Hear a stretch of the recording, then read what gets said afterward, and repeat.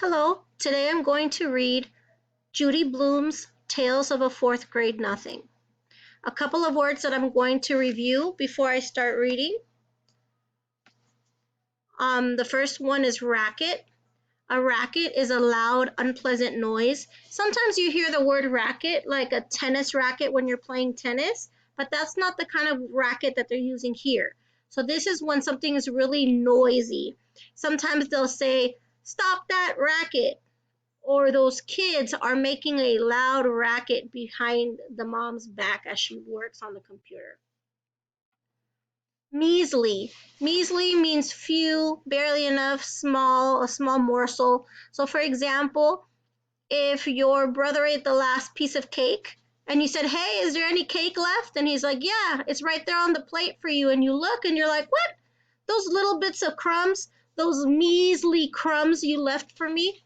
So small, few, barely enough, measly.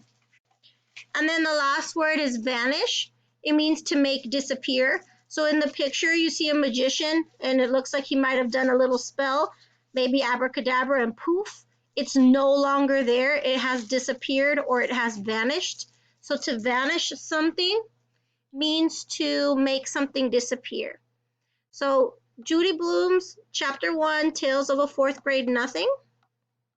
We have a picture of our main character. And I'll read Chapter 1.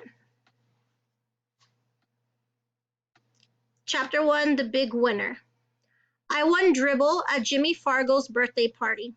All the other guys got to take home goldfish in little plastic bags. I won him because I guessed there were 348 jelly beans in Mrs. Fargo's jar. Really, there were 423, she told us later. Still, my guess was closest. "Peter Warren Hatcher is the big winner," Mrs. Fargo announced. At first I felt bad that I didn't get a goldfish too. Then Jimmy handed me a glass bowl. Inside there was some water and 3 rocks. A tiny green turtle was sleeping on the biggest rock. All the other guys looked at their goldfish. I knew what they were thinking. They wished they could have tiny green turtles too. I named my turtle Dribble while I was walking home from Jimmy's party. I live at 25 West 68th Street. It's an old apartment building, but it's got one of the best elevators in New York City. There are mirrors all around. You can see yourself from every angle. There's a soft, cushioned bench to sit on if you're too tired to stand. The elevator operator's name is Henry Bevelheimer. He lets us call him Henry because Bevelheimer is very hard to say. Our apartment's on the 12th floor, but I don't have to tell Henry. He already knows. He knows everybody in the building. He's that smart. He even knows I'm 9 and in 4th grade. I showed him Dribble right away. "I won him at a birthday party," I said. Henry smiled. "Your mother's going to be surprised." Henry was right. My mother was really surprised. Her mouth opened when I said, "Just look at what I won at Jimmy Fargo's birthday party." I held up my tiny green turtle. "I've already named him. Dribble. Isn't that a great name for a turtle?" My mother made a face. "I don't like the way he smells," she said. "What do you mean?" I asked. I put my nose right down close to him. I didn't smell anything but turtle. So Dribble smells like turtle, I thought. Well, he's supposed to. That's what he is. "And I'm not going to take care of him either," my mother added. "Of course you're not," I told her. "He's my turtle, and I'm the one who's going to take care of him." "You're going to change his water and clean out his bowl and feed him and all of that?" she asked. "Yes," I said, "and even more. I'm going to see to it that he's happy." This time, my mother made a funny noise, like a groan. I went into my bedroom. I put Dribble on top of my dresser.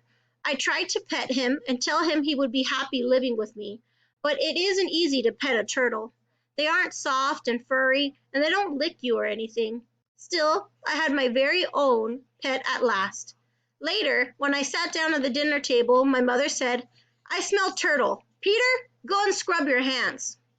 Some people might think that my mother is my biggest problem. She doesn't like turtles, and she's always telling me to scrub my hands. That doesn't mean just run them under the water. Scrub means I'm supposed to use soap and rub my hands together. Then I've got to rinse and dry them. I ought to know by now. I've heard it enough. But my mother isn't my biggest problem. Neither is my father. He spends a lot of time watching commercials on TV. That's because he's in the advertising business. These days, his favorite commercial is the one about Juicio. He wrote it himself, and the president of the Juicio company liked it so much he sent my father a whole crate of Juicio for our family to drink. It tastes like a combination of oranges, pineapples, grapefruits, pears, and bananas. And if you want to know the truth, I'm getting pretty sick of drinking it. But Juicio isn't my biggest problem either.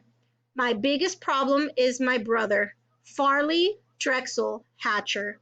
He's 2.5 years old. Everybody calls him Fudge. I feel sorry for him if he's going to grow up with a name like Fudge, but I don't say a word. It's none of my business. Fudge is always in my way. He messes up everything he sees, and when he gets mad, he throws himself flat on the floor and he screams, and he kicks, and he bangs his fists. The only time I really like him is when he's sleeping. He sucks 4 fingers on his left hand and makes a slurping noise. When Fudge saw Dribble, he said, "Oh!" And I said, "That's my turtle. Get it? Mine. You don't touch him." Fudge said, "No touch." Then he laughed like crazy. And that's the end of chapter 1. So we meet our main character, Peter Hatcher. He's a 4th grader. He ends up going to a birthday party and wins a turtle. The turtle he names Dribble. He gives a little bit of information about his mom and his dad and his little brother. His little brother's name is Farley Drexel, but that's a pretty big name. So his nickname is Fudge. And we can tell already that Fudge can be a little bit annoying, as sometimes little brothers can be. See you tomorrow.